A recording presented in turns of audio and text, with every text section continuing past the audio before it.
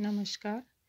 आज हम MA final इतिहास विषय के 7वें प्रश्न पत्र का अध्ययन कर रहे हैं और 7वें प्रश्न पत्र में हमने कल ये चर्चा की थी कि गरम मसाले तथा विपुल सोने चांदी की संपदा को प्राप्त करना ही वाणिज्यवाद का मूल सिद्धांत था। अब हम आगे देखेंगे कि इस संदर्भ में सबसे पहला प्रयत्न पुर्तगाल जैसे यूरोप के एक छोटे से राष्ट्र में हुआ।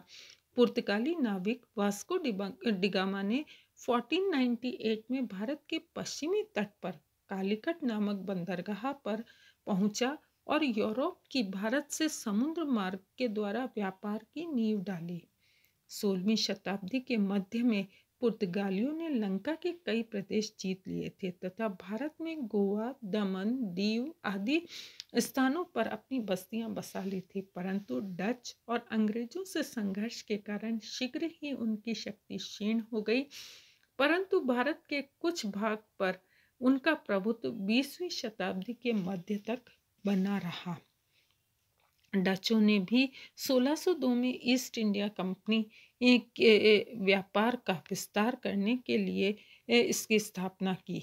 शीघ्र ही इस कंपनी ने भी कुछ समय के लिए पुर्तगालियों को हराकर गरम मसालों के प्रभाव क्षेत्र पर कब्जा कर लिया।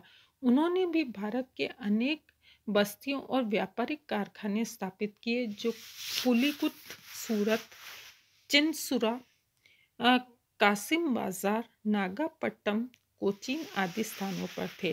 फ्रांस के कॉल्बर्ट ने अपने काल में 1661 से 1683 में भारत के साथ व्यापार करने में विशेष रुचि दिखलाई।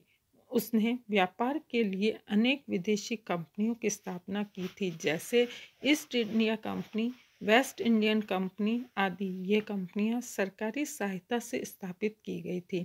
कंपनी ने सूरत, मछलीपट्टनम, पांडिचेरी, चंद्रनगर स्थानों पर अपनी बस्तियां तथा कारखाने स्थापित किए। इससे फ्रांस के निर्यात को काफ़ी प्रोत्साहन मिला। फ्रांसीसी शराब, ऊनी वस्त्र और विलासिता की सामग्री भारत से आने लगी, परंतु फ्रांस का शीघ्र ही अंग्रेजी कंपनी से टकराव और संघर्ष हो गया तथा फ्रांस का शासन अपनी आंतरिक संघर्ष में उलझ गया, अतः इसका शीघ्र ही प्रभाव भारत में कम हो गया। व्यापार वाणिज्य के क्षेत्र में सर्वाधिक सफलता ईस्ट इंडिया कंपनी को मिली। ये कंपनी रानी एलिजाबेथ के आदेश पर 1600 में स्थापित की गई और शीघ्र ही भारी मुनाफा देने लगी। प्रारंभ में कंपनी का मुख्य उद्देश्य भारत में व्यापार कर धन का संग्रह करना था। इसी उद्देश्य से कैप्टन हॉकिंस, जेम्स प्रथम के दूत टॉमस रो ने व्यापारिक सुविधा प्राप्त करने के लिए मुगल सम्राट जहांगीर से प्रार्थना की। उन्होंने भारत में व्यापार करने तथा व्यापारिक कोठियां स्थापित करने की सुविधाएं दी गई। सम्राट शाहजहां के काल में 1650 में बंगाल में व्यापार करने की छूट भी इन्हें दी गई।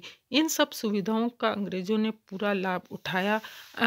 कंपनी विदेशों से तैयार माल भारत लाने लगी तथा भारत से विभिन्न प्रकार के वस्त्र, गरम मसाले, कलाकृतियों को अनेक बहुमूल्य वस्तुएं विदेशों में बेचती थी। इसके प्रारंभ से विदेशों में उनके द्वारा भारतीय राज्य की काफ़ी माल की खपत बढ़ी तथा भारतीय उद्योगों का विकास हुआ।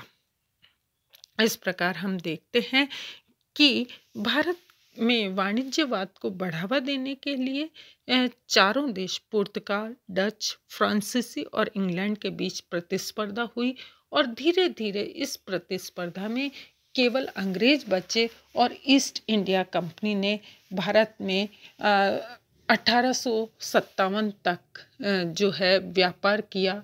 भारत का धन इस अवधि में भारत से निकलकर इंग्लैंड पहुंच गया। ये बहुत बड़ा भारत के लिए एक तरह से आर्थिक नुकसान था। इति धन्यवाद।